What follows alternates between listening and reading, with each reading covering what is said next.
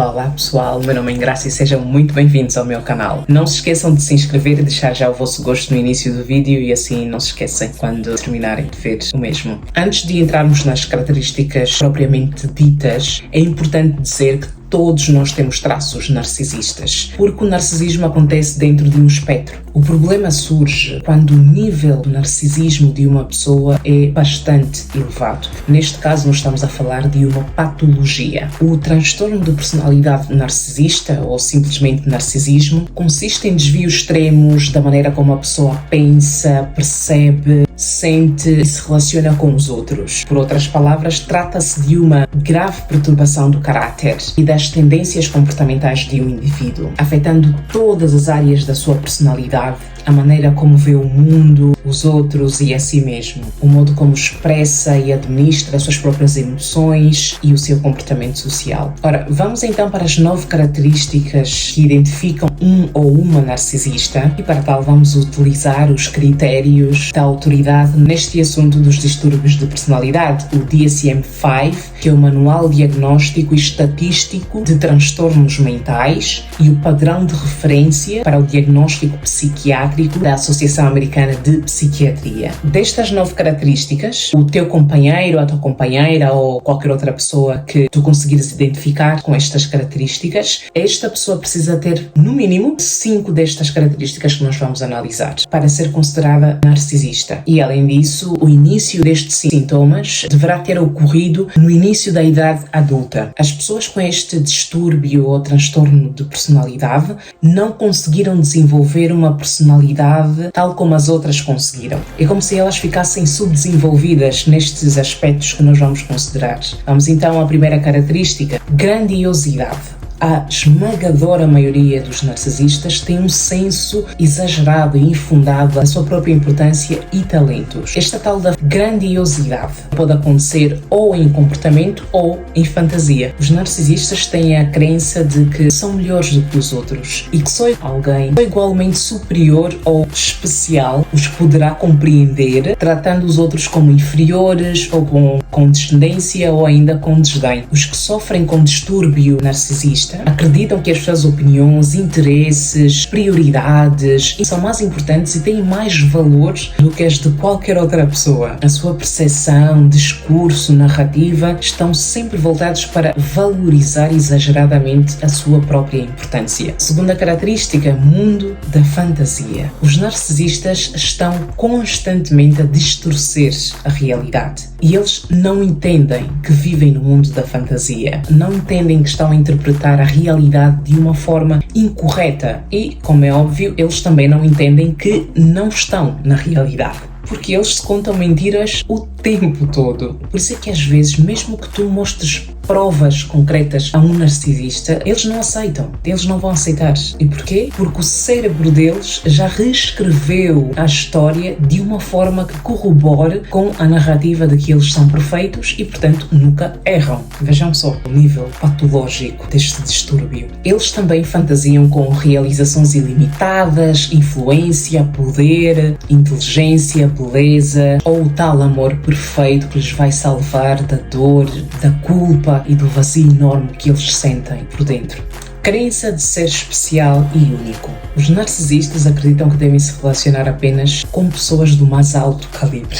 A crença de narcisista de ser especial e único e que somente pode ser compreendido por outras pessoas igualmente especiais é uma ideia que faz parte de um mecanismo de sobrevivência que o ajuda a enfrentar o mundo. Eles costumam se definir de acordo com aquilo que eles consideram as suas qualidades ou características excepcionais e muitas das vezes quando os conhecemos eles fazem questão de as dizer. Esta necessidade de um narcisista se sentir especial muitas das vezes torna complicado para um narcisista desenvolver relacionamentos íntimos. Um especialista acrescenta que o narcisismo é ser compulsivamente levado a manter este sentimento de que os relacionamentos, no fundo, não importam. Eles nos veem como objetos que apenas existem para satisfazer as suas vontades. Quarta característica, necessidade e admiração incondicional ou de ser o centro das atenções. Os narcisistas procuram constante e incondicionalmente por atenção, elogios, aplausos e reconhecimento por parte dos outros. Gostam de exagerar ao falar das suas conquistas, esperam reconhecimento ou serem bajulados, mesmo quando tal não se justifica aos olhos dos outros.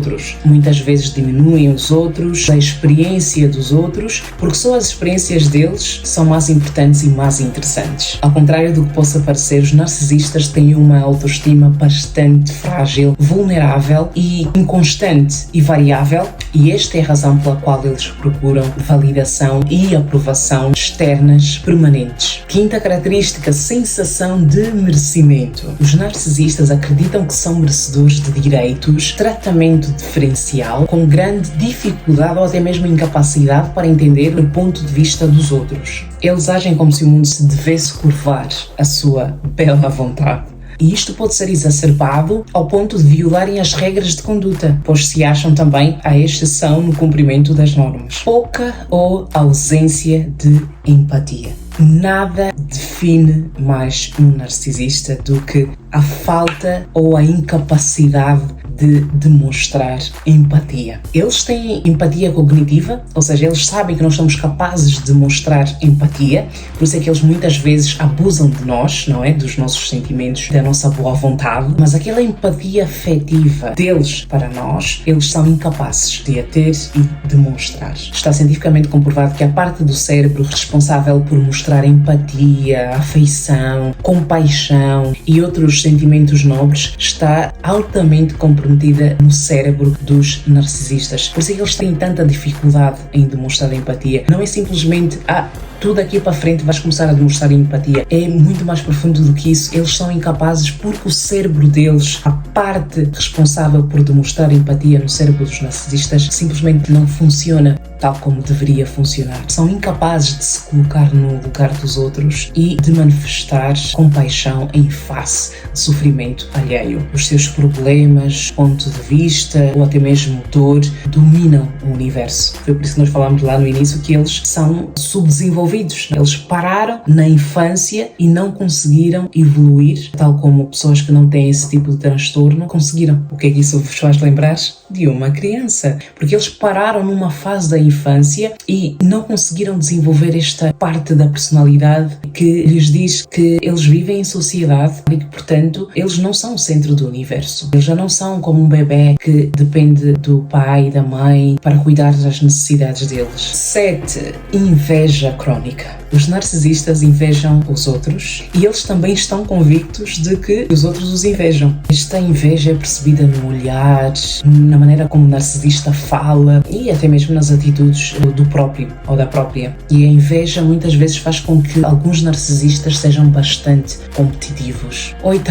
Arrogância. No contato interpessoal, os narcisistas são pessoas que adotam uma postura arrogante, soberba, insolente e crítica, permanecendo nos seus próprios pontos de vista, mesmo que eles estejam errados. Ter uma visão arrogante a seu próprio respeito é uma das principais formas pelas quais o narcisista dá a si mesmo permissão para controlar e dominar os outros. Por último, temos a exploração interpessoal. Os narcisistas normalmente agem pelos ganhos. Eles definem os seus objetivos em função daquilo que vão obter dos outros, dos ganhos que vão obter dos outros. Eles aproveitam-se das pessoas ao seu redor para atingir os seus próprios objetivos, sem minimamente estar preocupado ou interessado no impacto que as suas ações vão causar nos outros. É muito difícil ou praticamente impossível que alguém satisfaça as expectativas de um narcisista. Por isso, se estás a pensar que algum dia vais satisfazer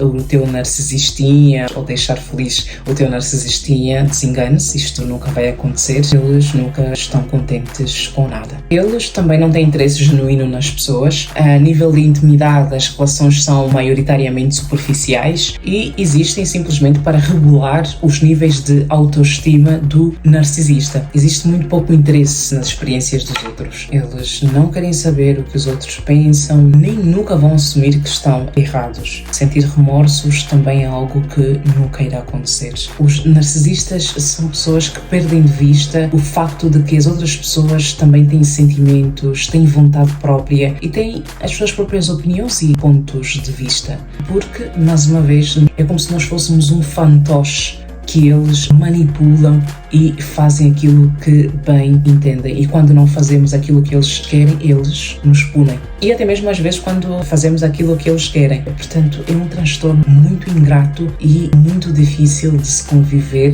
com alguém que infelizmente tem este distúrbio de personalidade. Então, quantas destas características conseguiste identificar no teu companheiro ou em outra pessoa que faz parte da tua vida? Escreve aqui nos comentários que eu vou gostar muito de ler. O meu ex tinha todas estas características e mais algumas. Eu realmente não conhecia esse transtorno, eu só vim a conhecer depois de me ter relacionado com ele e cá está, é um transtorno muito ingrato porque, como vocês viram, as características são as mais terríveis possíveis. Eu vou ficando por aqui, muito obrigada por ter chegado até aqui na visualização deste vídeo. Um beijo enorme. Tchau, tchau.